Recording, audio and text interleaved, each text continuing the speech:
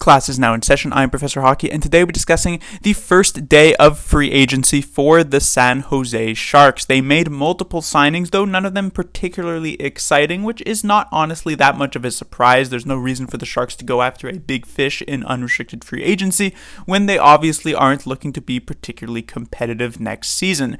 There was technically the option that they could sign like a good player to a one-year deal and then try to move them at the trade deadline, kind of like what the Arizona Coyotes are doing with Jason Zucker, or what the Sharks themselves are likely to be doing with Anthony Duclair, and there is still technically time for that to happen. Still some good players out there who the Sharks could make something like that work with.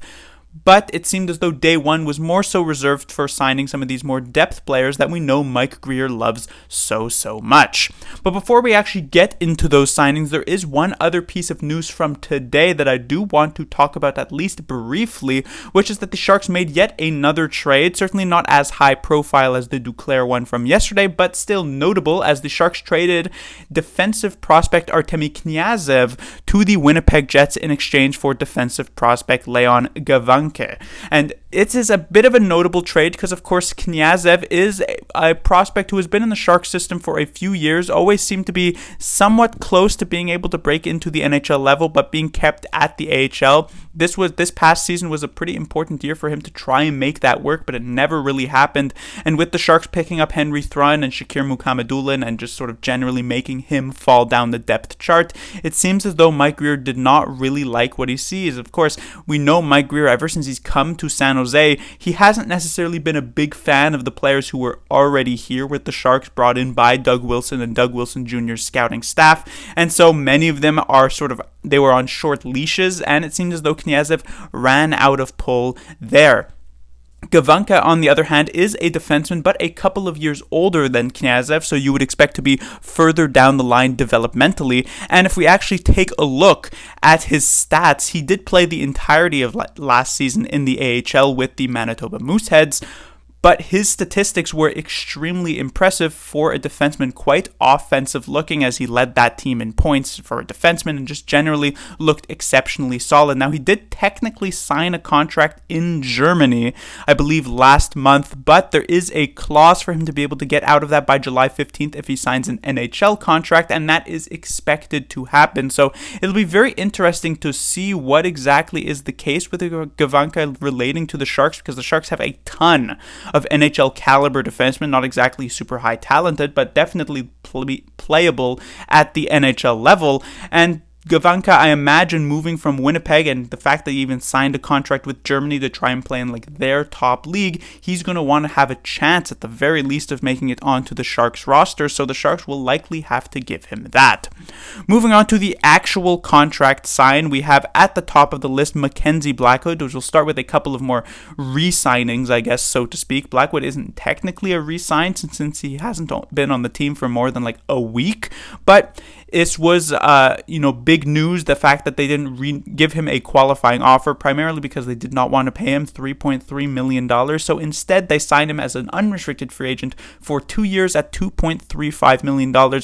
Relatively fair for a goaltender of his caliber. Of course, in recent years, he's not anywhere near worth $2.35, but just judging based on seasons he's had in the past, you could say that perhaps because of the potential for a bounce back, 2.35 is fair, and the Sharks do have the cap space, and 2 years is not particularly long, so it's not really the end of the world that he's given this. We'll see. For the Sharks, they're going to have two goaltenders who are absolutely in need of a bounce back season, and we'll see if either of them actually manage to do that. Next is Fabian Zetterlund, also re-signed after being given a qualifying offer. I had predicted he'd get around $1.25 million. He gets slightly more than that at $1.45 million for 2 years. There isn't really much to be said about Zetterlund that I haven't already said in past videos. He's a player who has been an absolute disappointment ever since being acquired from the Devils in that Timo Meier trade, and we can only hope that he can do at least somewhat remotely better next season and make the $1.45 million worth it, because even though this isn't really a lot of money to be paying to an NHL player, he isn't even worth that much yet.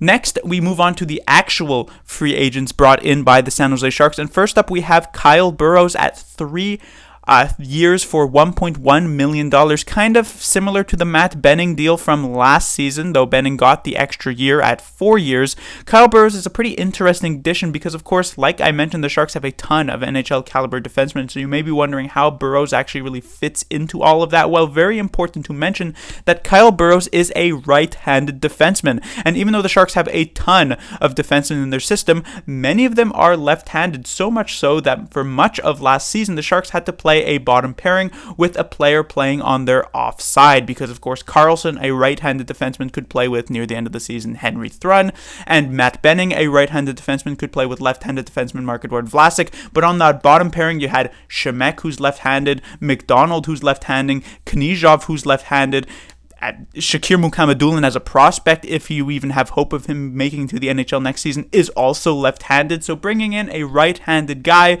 will help balance that out a bit more, which makes me think that Burroughs may very well be an NHL regular next season, especially if the Sharks, and it is expecting that to be the case, if they trade Karlsson this offseason. Next, we have Givani Smith at 2 years, $800,000. What's sort of weird about this deal is that Smith is pretty much like a exceptionally lateral move from former San Jose Sharks player Jonah Gadjevich. The Sharks did not give a qualifying offer to Gadjevich, and then they go out and sign Givani Smith, who plays pretty much an identical game to Gadjevich.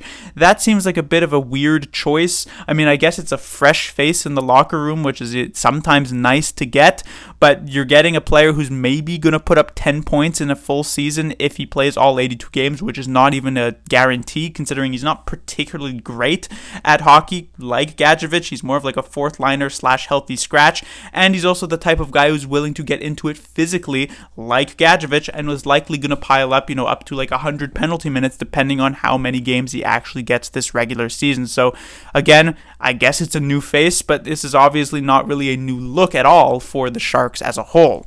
And then we have a couple of names, and you'll see that they both come with asterisks. Scott Sabourin, 2 years, $775,000 league minimum, and then Ryan Carpenter, former San Jose Sharks, by the way, 1 year at $775,000. Both of them are given this asterisk because both have been signed to two-way contract, which pretty much tells you that they are likely going to be AHL players for most of next season. As we know, the AHL, you usually want to surround your young guys with at least a couple of veterans, and last year at forward, it was Andrew Agozzino, and then later on acquired midway through the year, Kyle Criscuolo. Well, both of those players are no longer with the Sharks organization at this point, and so they were likely looking for some fill-ins, and both Scott Sabourin and Ryan Carpenter fill that role perfectly fine. Now, this is not to say that they will not play any games with the Sharks. I mean, the Sharks roster is weak enough up front that either of these players could absolutely get a call-up at some point, but definitely do not expect anything more than, honestly, like maybe a quarter of the season played with the San Jose Sharks. They are likely to be stapled primarily